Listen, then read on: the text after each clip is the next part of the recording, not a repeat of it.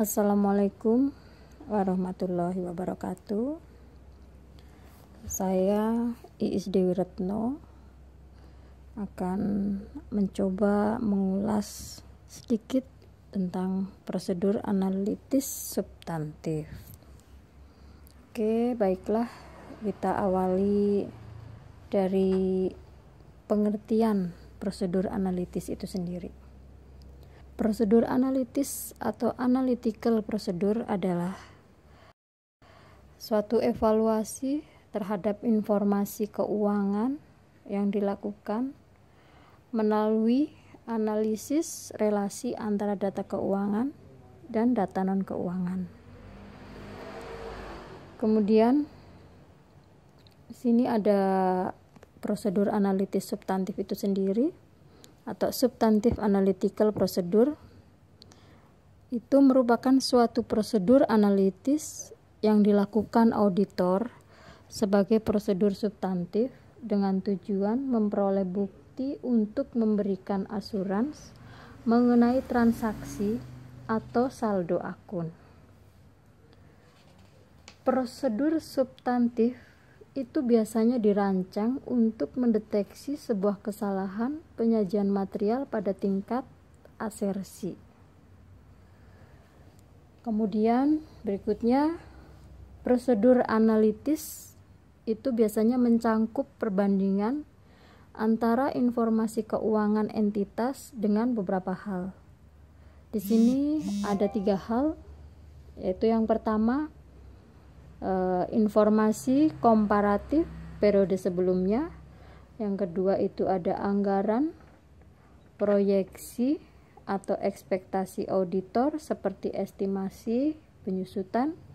Yang ketiga, informasi industri sejenis seperti perbandingan rasio penjualan entitas terhadap piutang dagang dengan rata-rata industri atau dengan entitas lain yang memiliki ukuran sebanding dalam industri yang sama. Kemudian, prosedur analitis biasanya mencangkup beberapa hal, seperti yang pertama yaitu unsur-unsur informasi keuangan yang diperkirakan sesuai dengan pola yang didapat diprediksi berdasarkan pengalaman entitas seperti persentase laba bruto, atau yang kedua yaitu biasanya relasi antara informasi keuangan dan informasi non-keuangan yang relevan seperti antara beban gaji dengan jumlah karyawan. Kemudian auditor biasanya melakukan upaya-upaya ketika mereka melakukan suatu prosedur analitis. Yang pertama yaitu menentukan kesesuaian prosedur analitis substantif spesifik untuk asersi tertentu dengan mempertimbangkan risiko kesalahan penyajian material dan pengujian detail untuk asersi tersebut. Di sini mari kita jelaskan, yaitu prosedur analitis substantif biasanya lebih dapat diterapkan ke transaksi yang besar volumenya dan cenderung dapat diprediksi. Penerapan prosedur analitis yang direncanakan dilakukan berdasarkan ekspektasi bahwa terdapat relasi antar data dan berlanjut tanpa ada kondisi yang bertentangan. Namun, kesesuaian prosedur analitis tertentu itu tergantung kepada penilaian auditor terhadap seberapa efektif prosedur tersebut untuk mendeteksi kesalahan penyajian, baik yang dilakukan secara individu maupun agregat, dengan kesalahan penyajian lainnya yang dapat menyebabkan laporan keuangan itu salah disajikan secara material. Yang berikutnya, yang kedua, mengevaluasi keandalan data yang merupakan sumber penentuan ekspektasi auditor terhadap jumlah tercatat atau rasio dengan mempertimbangkan sumber, komparabilitas, karakteristik, dan relevansi informasi yang tersedia, serta pengendalian terhadap penyusunan. Nah, keandalan data itu biasanya dipengaruhi oleh sumber dan karakteristiknya, serta tergantung pada kondisi seperti satu, sumber informasi yang tersedia. Contohnya yaitu informasi mungkin lebih dapat diandalkan jika diperoleh dari sumber independen di luar entitas. Yang kedua, komparabilitas informasi yang tersedia. Misalnya yaitu data industri yang luas mungkin perlu dilengkapi dengan data tambahan agar dapat dibandingkan dengan data entitas yang memproduksi dan menjual produk khusus. Yang ketiga, karakteristik dan relevansi informasi yang tersedia. Contohnya yaitu apakah anggaran yang telah ditetapkan lebih merupakan hasil yang diperkirakan daripada sasaran yang akan dicapai. Yang keempat, pengendalian terhadap penyusunan informasi yang dirancang untuk memastikan kelengkapan, akurasi, dan validitas. Misalnya yaitu pengendalian terhadap penyusunan review dan perbaikan anggaran.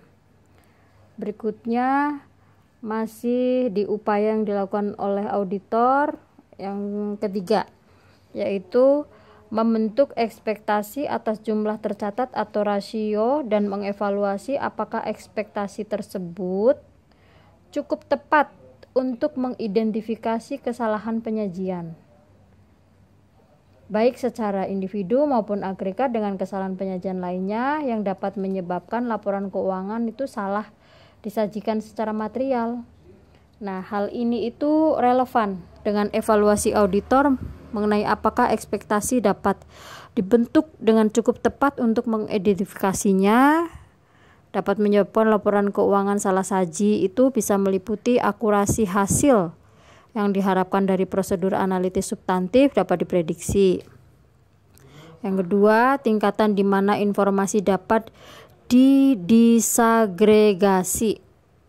Misalnya, prosedur analitis substantif dapat menjadi lebih efektif ketika diterapkan ke informasi keuangan pada unit operasi individual atau ke laporan keuangan komponen dari entitas yang terdiversifikasi daripada diterapkan ke laporan keuangan entitas secara keseluruhan. Yang ketiga yaitu ketersediaan informasi. Selanjutnya masih di upaya yang keempat biasanya yaitu menentukan selisih antara jumlah tercatat dengan nilai yang diperkirakan yang dapat diterima tanpa memerlukan investigasi lebih lanjut.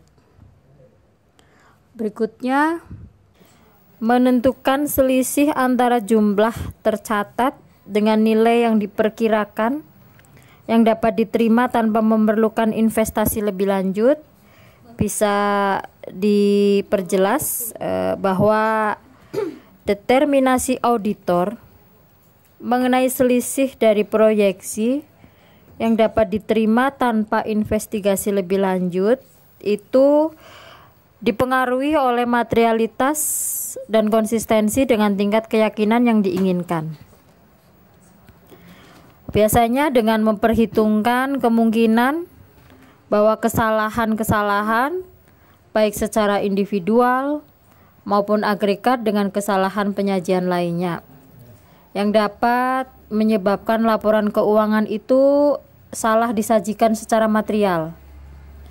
Kita harus memperhatikan standar-standar audit seperti standar audit 330 itu yang mengharuskan bahwa auditor untuk memperoleh bukti audit yang lebih persuasif ketika risiko yang dinilai oleh auditor semakin tinggi. Dengan demikian, bahwa semakin tinggi risiko yang dinilai, maka semakin kecil selisih yang dapat diterima tanpa investigasi lebih lanjut untuk mencapai tingkat keyakinan yang diinginkan dari bukti yang persuasif.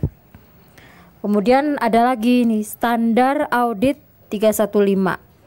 Itu mengharuskan bahwa auditor itu untuk merevisi penilaian auditor terhadap risiko kesalahan penyajian material dan memodifikasi prosedur audit yang telah direncanakan lebih lanjut sesuai dengan risiko yang direvisi tersebut. Prosedur analitis yang dilaksanakan tersebut dapat serupa dengan prosedur yang digunakan dalam prosedur penilaian risiko. Tentang prosedur analitis untuk membantu penarikan kesimpulan secara keseluruhan, bahwa seorang auditor itu harus mampu merancang dan melakukan prosedur analitis menjelang akhir audit untuk membantu auditor ketika menarik kesimpulan secara keseluruhan apakah laporan keuangan konsisten dengan pemahaman auditor mengenai entitas tersebut. Berikutnya yaitu bagaimana cara investigasi hasil prosedur analitis. Jika prosedur analitis yang dilakukan mengidentifikasikan adanya fluktuasi atau relasi yang tidak konsisten dengan informasi relevan lainnya atau yang berbeda secara signifikan dengan nilai yang diperkirakan, maka auditor itu akan melakukan investigasi terhadap selisih tersebut dengan cara 1. Meminta keterangan dari manajemen dan memperoleh bukti audit yang tepat dan relevan dengan respon manajemen. Bukti audit yang relevan dengan respon manajemen itu dapat diperoleh dengan mengevaluasi respon tersebut dengan mempertimbangkan pemahaman auditor atas entitas dan lingkungannya serta bukti audit lain yang diperoleh selama proses pelaksanaan audit. Yang kedua, biasanya seorang auditor itu akan melakukan prosedur audit lain yang diperlukan sesuai dengan kondisi. Prosedur audit lain ini diperlukan manakala biasanya manajemen tidak dapat memberikan penjelasan atau penjelasan dan bukti audit yang relevan dengan respon manajemen dianggap tidak cukup. Oke, saya kira demikian penjelasan tentang prosedur analitis substantif. Mudah-mudahan bermanfaat bagi teman-teman semua. Assalamualaikum warahmatullahi wabarakatuh.